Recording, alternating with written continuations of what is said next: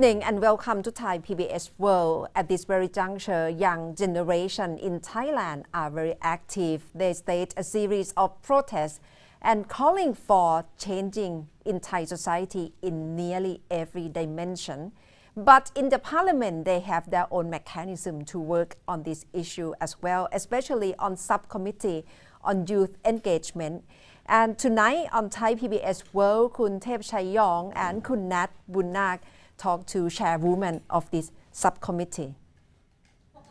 For the start, we focus on the one that deals with the young people, because they are the one that are making headlines now. So what have you found?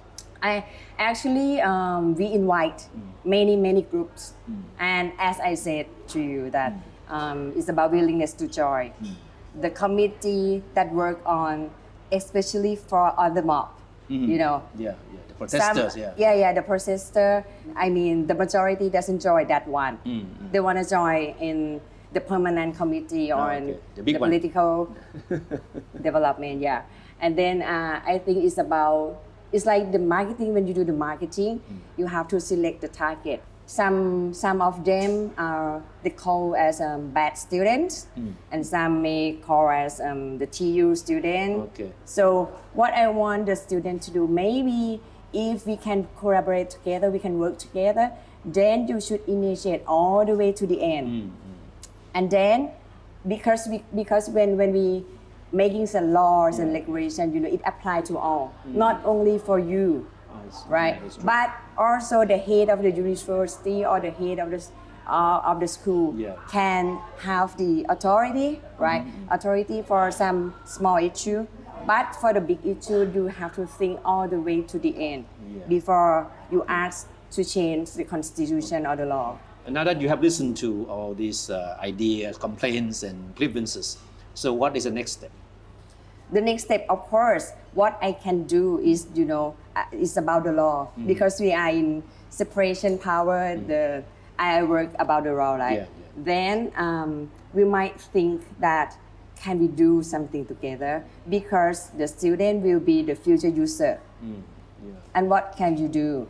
We still need to talk on the table. We have all those stakeholders to be involved in discussion, so that concrete ideas will come out of the talks, right? Yeah, because as many people say that the Thai structure here, it's more of a vertical hierarchy. It's more like everyone, whoever's at the top, you must obey that person. Whatever they tell you, you have to listen to them no matter what they say, even though they're wrong. So the point is that why you obey to them?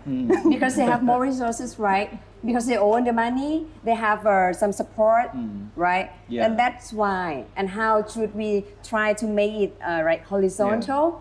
Now, I see this. I myself see this as a new awakening for young people. But do you see it as a beginning of a major change in the culture? Yes, I think because this is a new, you know, the new thing in our society that the students come out, make some protests, the new beginning, I think. But the way that we can do is we should still listen to them, and then we should explain how the system goes, because you can change it immediately. Everything takes time.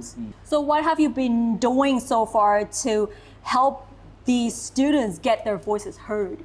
So the committee that I set up, I let the student give the ideas how you want to develop our country, how you want to move the country forward, and we can work together and listen to them. And maybe that if that idea is very good and it is a potential idea, potential solution, so we have to give them some knowledge or some skill. So my campaign is doing and try to make them a global citizen. And then we give them the skill, the design thinking. In the future, maybe your competitors may not be only Thai people. It across the world, because we live in the digital world. How can you survive in the future?